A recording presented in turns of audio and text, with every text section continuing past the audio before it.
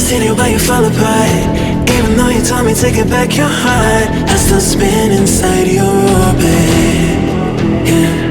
You say that I should probably start to walk away. I'm hoping that you stop and make me have to stay, 'cause I'm floating in your orbit. Yeah, I'm stuck in your space. Just my luck, push me away. अस्सलाम वालेकुम, क्या हाल चाल है आप सबका। I hope के सब ठीक ठाक होंगे। Welcome to Sabiraj world and welcome to another video. और आज का व्लॉग जो है वो 2 दिनों का है, यानी कि 27वें और 28वें रोज़े का 2 दिनों का व्लॉग इकट्ठा अपलोड कर रही हूँ। और इसमें काफ़ी ज़्यादा इन्फॉर्मेशन वाली बातें हैं जो कि मैं आप लोगों के साथ शेयर करने वाली हूँ। So stay tuned. अच्छा, मैं काफ़ी टाइम से वेट कर रही थी कि मैं अपना लेज़र ट्रीटमेंट करवाऊँ, क्योंकि शादी के बाद काफ़ी ज़्यादा हार्मोन चेंज होने की वजह से बॉडी पे एक्स्ट्रा बाल की ग्रोथ होना शुरू हो गई थी, स्पेशली लेग्स पे और चिन एरिया पे। सो मैंने पहले जो गुजरांवाला का सेंट्रल हॉस्पिटल है वहाँ से पता किया, तो वहाँ पे बहुत ज़्यादा टू मच एक्सपेंसिव था।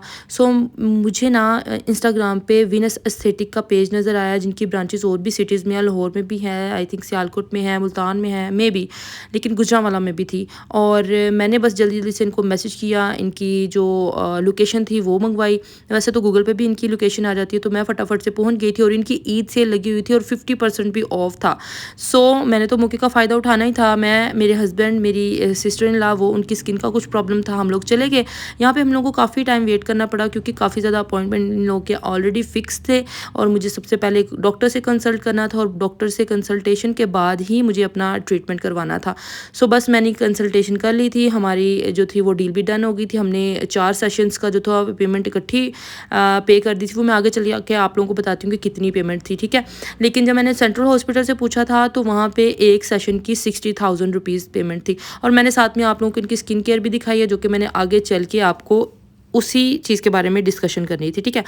अब हम यहाँ पर तकरीबन फ्री हो चुके हुए थे, और यहाँ से निकलने से पहले हम लोगों ने हाफ़ पेमेंट की थी इनको, ताकि इनको पता हो कि भाई हम लोगों ने आना है, हमारा अपॉइंटमेंट है। 10:30 बजे का टाइम था यहाँ पे। और इसके बाद हम लोगों ने जाना था थोड़ी बहुत शॉपिंग करने के लिए भी। सो यहाँ पे हम लोग आ गए हैं सैटेलाइट टाउन। जो लोग गुजरांवाला से होंगे उनको अच्छे तरीके से पता होगा कि ये सैटेलाइट टाउन की पूरी मार्केट है। और यहाँ के जो गोलगप्पे हैं, पापड़ी चाट है और शक्करकंदी है, मुझे बहुत ज़्यादा पसंद है। और यकीन करें, इतना ज़्यादा यहाँ पे रश था ना ईद की वजह से। वैसे जब हम लोग इस टाइम पे आते होते थे तो लाइट्स ऑफ होती थी, सारी मार्केट बंद होती थी, बस जैसे खाने पीने की चीज़ें होती हैं वो ओपन होती थी। रश ज़्यादा होने की वजह से गाड़ी पार्किंग की हम लोगों को ना जगह ही नहीं मिली, लेकिन फिर भी मैंने अपनी शॉपिंग कर ली थी। और फिर उसके बाद हम लोगों ने सोचा कि चलो आज पापड़ी चाट कैंसिल करते हैं, कुछ बारबेक्यू में ट्राई करते हैं। तो बस उसी की खोज में ना हम लोग निकल पड़े थे। और ये बस एक मुझे वहाँ पे ना जाते हुए रास्ते में एक सिटी टाउन, जैसे आप कह लें, कोई गार्डन एरिया बना हुआ था, क्या कहते हैं उसको, बस सिटी हाउसिंग कह लें, ठीक है, वो बनी हुई थी। तो बड़ी खूबसूरत सी इसकी बिल्डिंग लग रही थी, तो मैंने सोचा कि मैं आप लोगों को भी दिखा देती हूँ, मुझे बड़ी अट्रैक्ट कर रही थी। सो हमने इसका भी विज़िट किया रास्ते में जाते हुए, और साथ साथ हम लोग डिस्कशन कर रहे थे एक दूसरे के साथ कि यार बारबेक्यू कहाँ से खाया जाए। सो कोई फैमिली रेस्टोरेंट ढूंढ रहे थे हम लोग, लेकिन अक्सर आप लोगों को पता है बारबेक्यू लाइव बनता हो तो वहाँ पर फैमिली रेस्टोरेंट नहीं होता।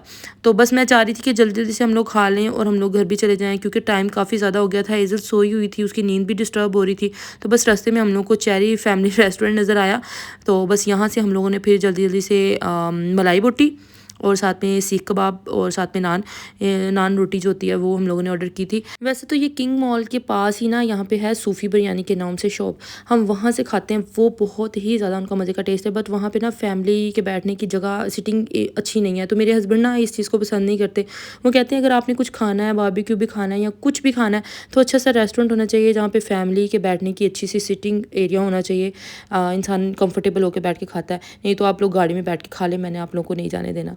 सो बस उनको बड़ी मुश्किल से मैंने बनाया था, और फिर हम लोगों ने गाड़ी में बैठ के खा लिया था। और बस उसके बाद फिर हमारी रात हो गई थी। घर में आके व्लॉग एंड करने का मौका ही नहीं मिला मुझे, मैं थक गई थी बहुत ज़्यादा और सो गई थी, क्योंकि नेक्स्ट डे आज मेरा अपॉइंटमेंट था लेज़र वालों की तरफ, यानी कि वीनस एस्थेटिक में मैंने जाना था। पहले तो मुझे अपॉइंटमेंट मिल ही नहीं रहा था ना, क्योंकि ईद की वजह से हर अपॉइंटमेंट उनका फिक्स था, लेकिन उनका संडे जो था ना वो ऑफ था।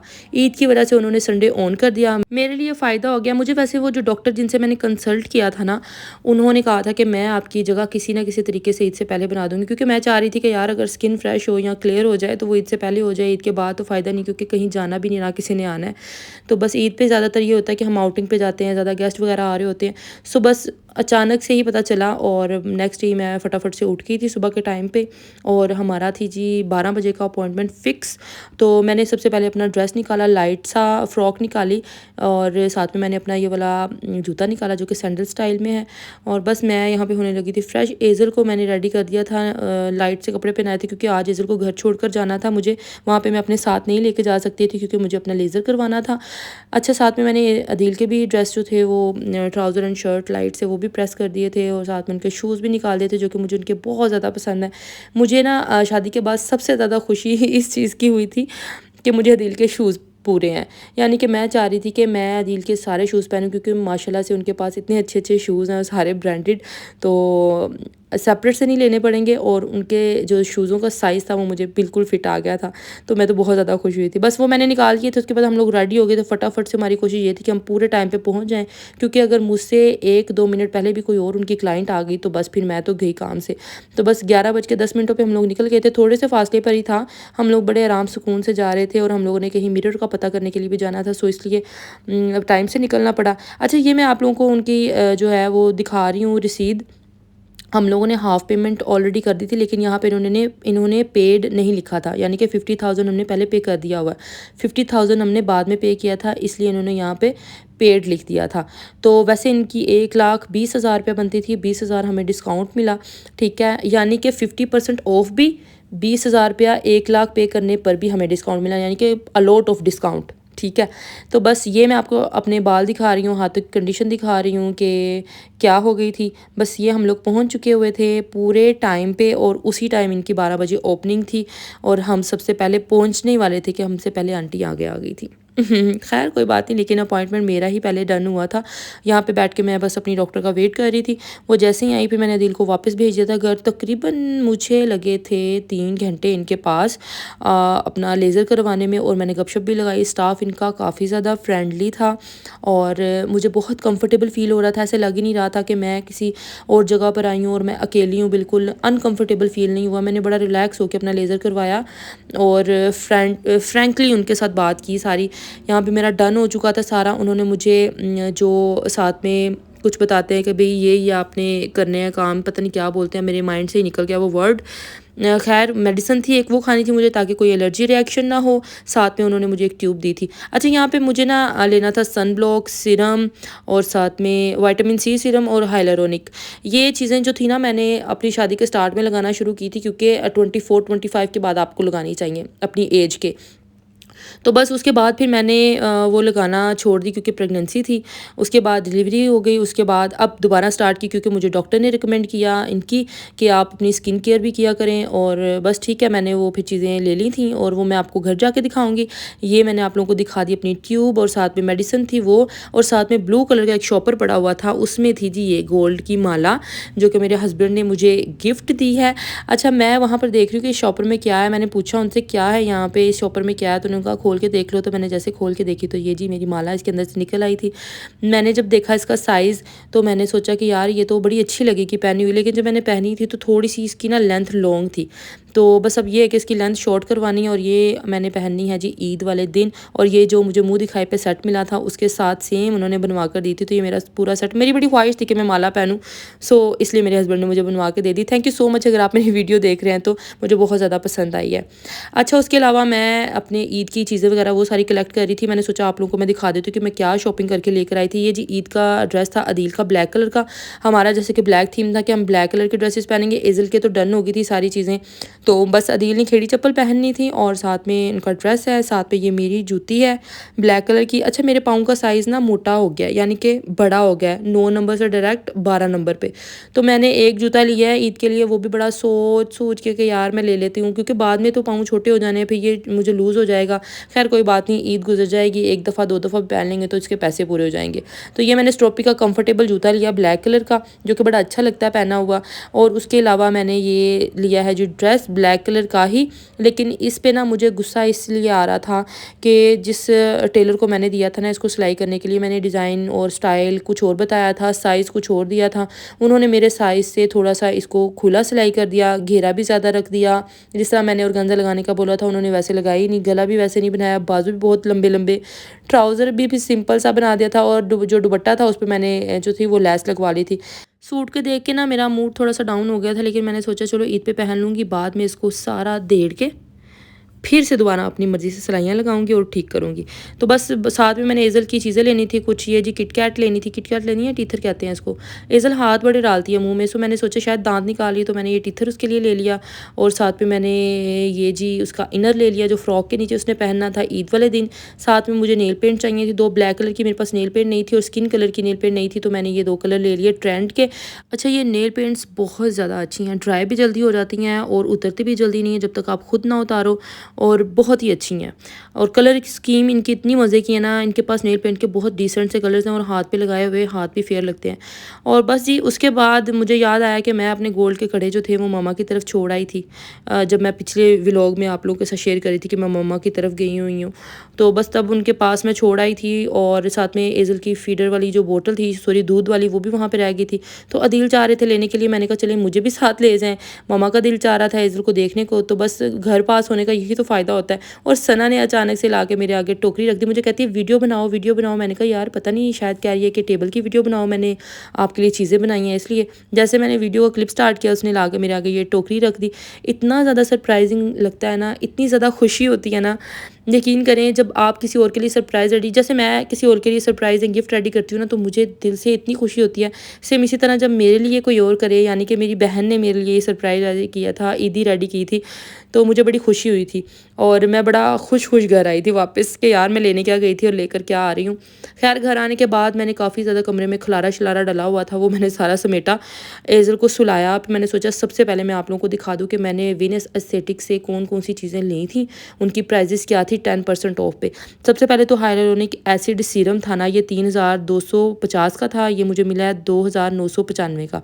सेम इस तरह विटामिन सी जो था वो उनका 3000 का था, मुझे 2700 का मिला। सन ब्लॉक जो था वो 3500 का था, तो मुझे 3150 का मिला। ठीक है, तो टोटल अमाउंट जो बनी थी 8775 बने थे।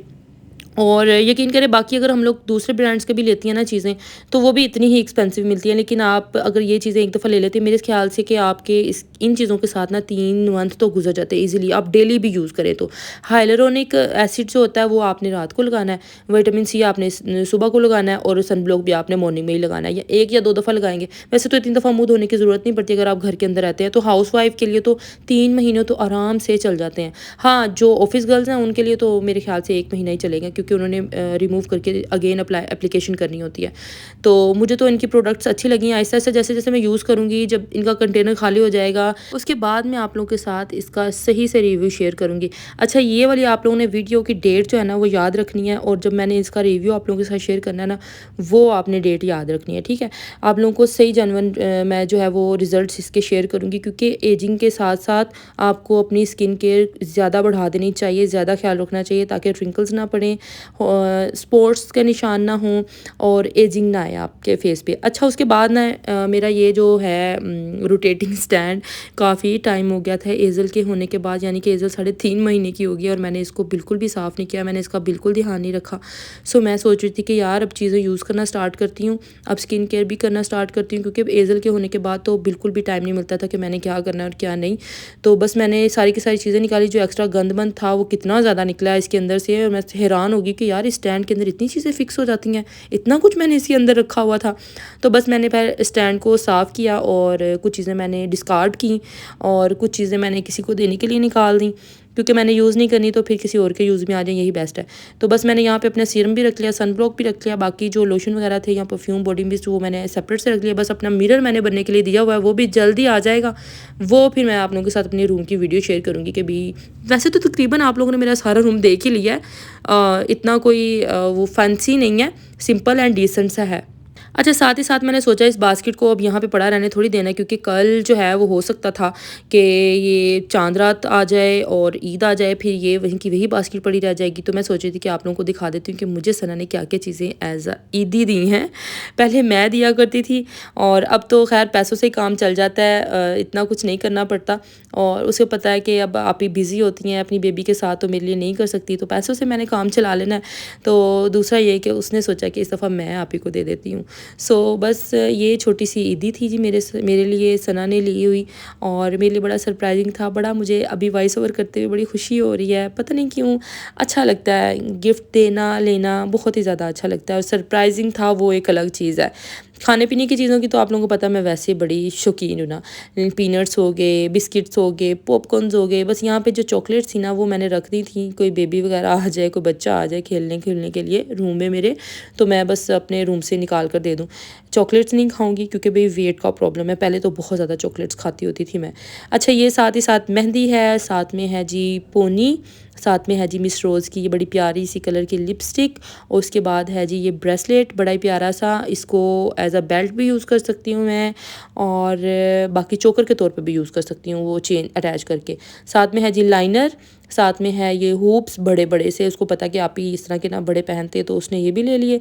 ये जी एज़ल की छोटी सी रिंग है जो कि अभी उसको खुली थी, तो इसलिए फिर मैंने उसको पहनाई नहीं। एज़ल की बड़ी बड़ी सी चूड़ियाँ हैं जो कि उसकी मासी ने लिया और कह रही थी दूसरे साइज़ की नहीं थी, मैंने सोचा चलो बड़ी वाली ले लेती हूँ। मैंने कहा चले जी ठीक है, कोई मसला नहीं है, एज़ल माशाल्लाह से बड़ी हो रही है तो बड़ी होगी तब पहना देंगे।